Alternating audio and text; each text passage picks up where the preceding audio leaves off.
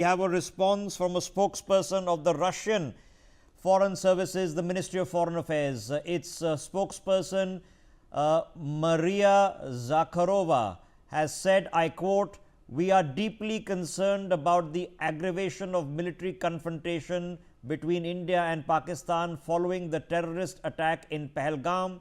We urge parties involved to show restraint in order to prevent the further deterioration in the region." 2 points to note here. They've called it a terrorist attack in Pahalgam. At least they're not fussing around and calling it a militant attack or some gunman attack. It's a terrorist attack. That signifies the Russian position to you on there.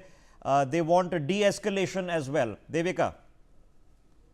Pertinent point they raised by you. At the same time, the Russian spokesperson has also said, we hope that the differences between New Delhi and Islamabad will be resolved through peaceful, political and diplomatic means on a bilateral basis in accordance with the provisions of the Simla Agreement of 1972 and the Lahore Declaration of 1999. So that's the third pertinent point there raised by Russia as far as Operation Sindoor and the escalating tensions between India and Pakistan are concerned. All right. Okay. So your two statements from the French and the Russians. The French and the Russians don't necessarily like each other at this present moment, as you very well know.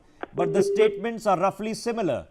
The French have gone out to not only once again condemn the terror attack, express solidarity with India's fight against terror groups. In diplomacy, I can tell you that's very strong language. All right. And then they've asked for de-escalation. The Russians have again called the Pahalgam attack a terrorist attack. Now, you and I know it's a terrorist attack, but trust me, Al Jazeera, BBC and CNN don't know that. So, at least governments are taking a different position, and they've also called for de-escalation. Let's read between the lines. Brigadier Sagar is with us and Brigadier Nirvan with us also. Major Shah joining us on the broadcast. Brigadier Sagar, first to you. You heard the two statements that have come from Paris and from Moscow. What do you make of them? See, I tell you, both these countries are very, very friendly to India because of their personal interests, rather I would say economic interests.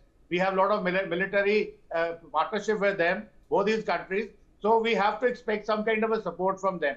So it's not very surprising what they said. Rather, Russian statement, if you see, they not only talked about the Shimla Agreement of 1972, they've also talked about the Lahore Declaration of 1999. In fact, I would say this is the first reference to this Lahore Declaration so far that we've heard for last about 10 days.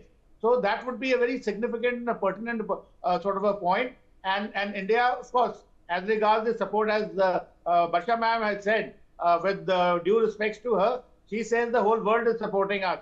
Well, supporting, as far as the statements are concerned, there may be a support. It may be some kind of a diplomatic support, a moral support. But if you really see that if people have to come and back you up in case of a conflict, well, I have my reservations on that. So if you have to fight a war, you have to fight within your own indigenous resources and not depend on others. So that is the point which both the countries, India as well as Pakistan, have to take it into account before they really plan to go for a war.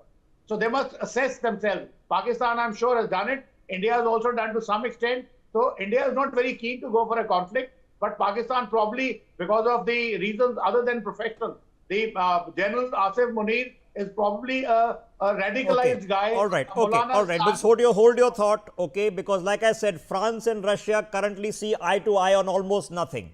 Okay. We all know that there is a war on Ukraine. The French are on one side and the Russians are, of course, the belligerent party on the other side. And the French are not fighting, but they're funding and supporting the fight for sure. Now, the French have gone the extra mile. They have said that we support India's attacks on terror groups. Okay. What does that mean?